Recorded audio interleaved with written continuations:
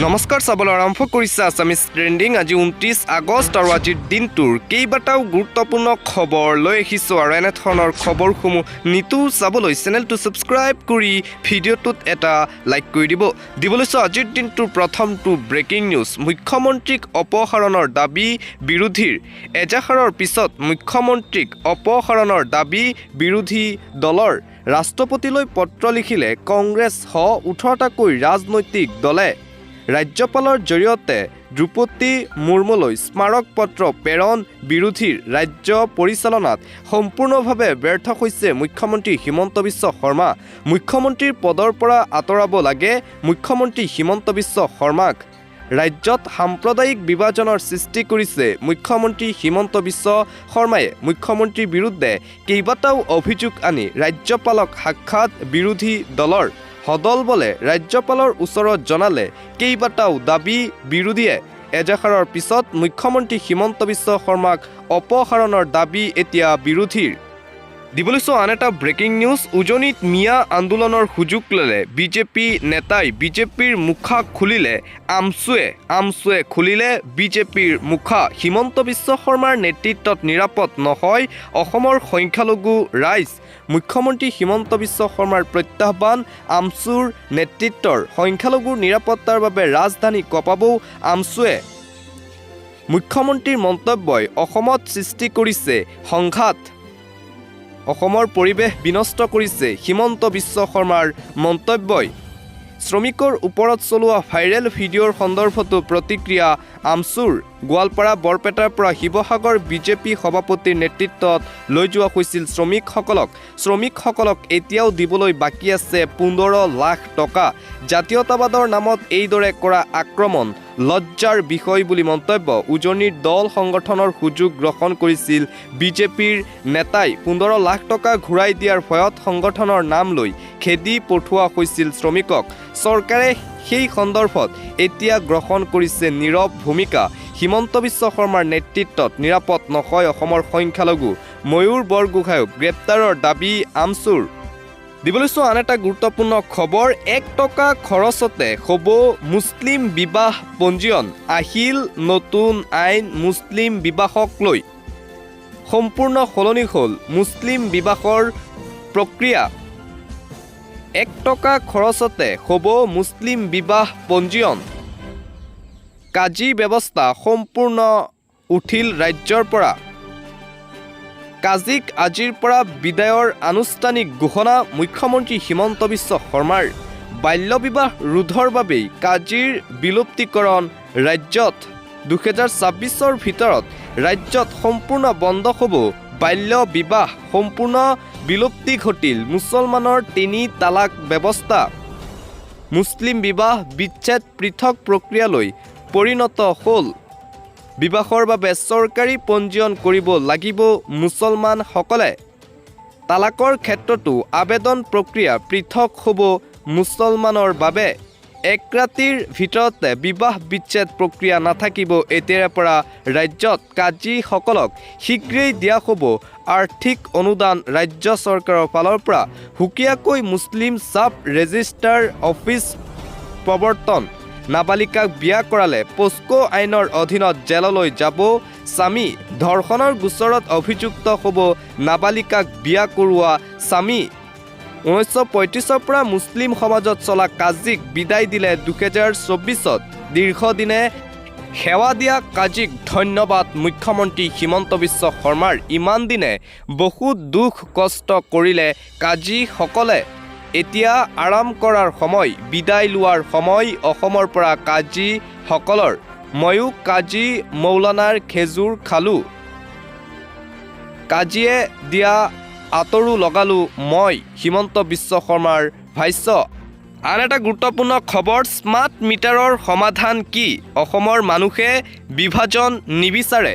মুখ্যমন্ত্ৰীয়ে চেষ্টা কৰিলেও বিভাজিত নহয় অসমৰ মানুহ। অসমৰ মানুহৰ বাস্তৱ সমস্যা সমাধান কৰিব কংগ্ৰেছ দলে। অসমৰ মানুহে বিভাজন নিবিচাৰে, বিচাৰে স্মাৰ্ট মিটাৰৰ সমাধান। কংগ্ৰেছ চৰকাৰ আহিলে মুখ্যমন্ত্ৰীৰ সম্পত্তিৰ হ'ব তদন্ত। অসমৰ মানুহে ৰাজনৈতিকভাৱে সচেতন। ৰাইজে বহুত শুনিলে বিজেপিৰ অপপ্ৰচাৰৰ কথা। মুখ্যমন্ত্ৰীৰ বিৰুদ্ধে পুনৰ আক্ৰমণাত্মক কংগ্ৰেছৰ যোৰহাটৰ সাংসদ গৌৰৱ গগৈ। দিবলৈছো আন এটা গুৰুত্বপূৰ্ণ খবৰ। 2026ত পৰাজয়ৰ উমান পাইছে মুখ্যমন্ত্ৰী ডক্টৰ হিমন্ত বিশ্ব শৰ্মাই, যাৰ বাবে হিন্দু মুছলমানৰ ৰাজনীতি আৰম্ভ কৰিছে অসমত মুখ্যমন্ত্ৰী হিমন্ত বিশ্ব শৰ্মায়ে। নিজৰ অৱস্থাৰ কথা গম পায়েই, বিপদৰ কথা গম পায়েই সাম্প্ৰদায়িক ৰাজনীতি আৰম্ভ কৰিছে ৰাজ্যত হিমন্ত বিশ্ব শৰ্মাই। বিধানসভাত ডাঙৰ ডাঙৰ কথা কৈ থাকে আৰু নিৰ্বাচন আহিলেই ৰূপ সলনি কৰে মুখ্যমন্ত্ৰী হিমন্ত বিশ্ব শৰ্মায়ে। 2026ৰ বিধানসভাৰ নিৰ্বাচনত বিপদ হ'ব বুলি গম পাইছে মুখ্যমন্ত্ৰী হিমন্ত বিশ্ব শৰ্মাই। উজনিত মিয়া খেদা আন্দোলনৰ মূল নায়ক হ'ল মুখ্যমন্ত্ৰী ডক্টৰ হিমন্ত বিশ্ব শৰ্মা। মুখ্যমন্ত্ৰীৰ মিয়া বিৰোধী স্থিতিক সমালোচনা TMCৰ সাংসদ সুস্মিতা দেৱৰ। মুখ্যমন্ত্ৰীক কঠোৰ ভাষাৰে সমালোচনা সাংসদ সুস্মিতা দেৱৰ।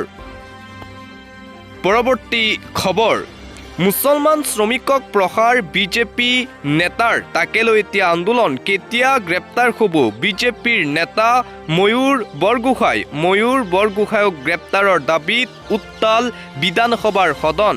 কাৰ আশীৰ্বাদত এনে কাণ্ড সংঘটিত কৰিলে ময়ূৰ বৰগোহাঁয়ে? শ্ৰমিকক দিবলৈ থকা 15 লাখ টকা কেতিয়া দিব ময়ূৰ বৰগোহাঁয়ে? ময়ূৰ বৰগোহাঁইক গ্ৰেপ্তাৰৰ দাবীত প্ৰতিবাদত বহিল বিধায়ক চেয়াৰমান আলী আহমেদ। চেয়াৰমান আলী আহমেদ বিধানসভাৰ বাহিৰত এইদৰে হাতত প্লে কাৰ্ড লৈ প্ৰতিবাদত বহিল ময়ূৰ বৰগোহাঁইৰ বিৰুদ্ধে।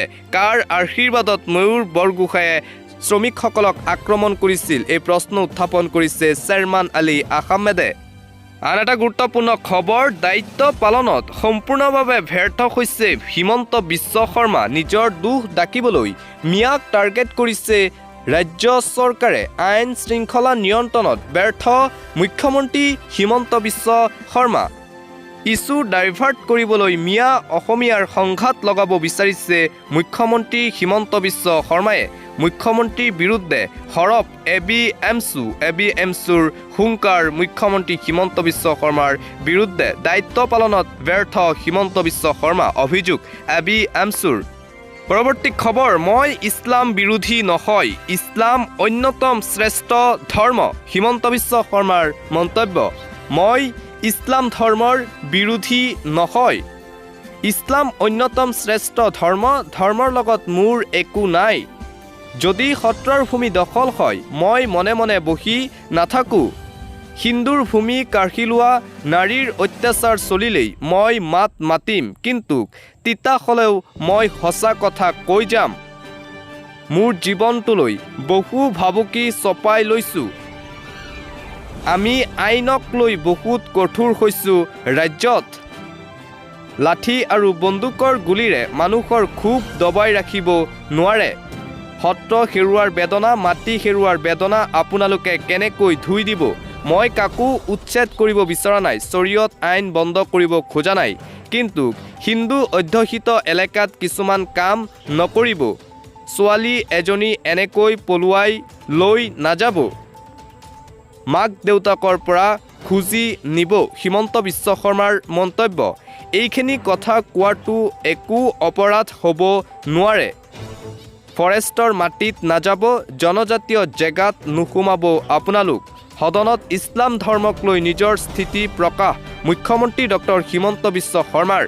দিবলৈছো আন এটা অতিকৈ গুৰুত্বপূৰ্ণ খবৰ, ৰাজ্যত এতিয়াও কেইবাটাও প্ৰান্তত অব্যাহত আছে মিয়া বিৰোধী অভিযান। পাথৰীঘাট সাপ্তাহিক বজাৰত মিয়া ব্যৱসায়ীক উভতাই পঠিয়ালে স্থানীয় যুৱকে। উত্তপ্ত পৰিস্থিতিৰ সৃষ্টি হয় পাথৰীঘাটত। ৰাজ্যত অব্যাহত আছে মিয়া বিৰোধী অভিযান।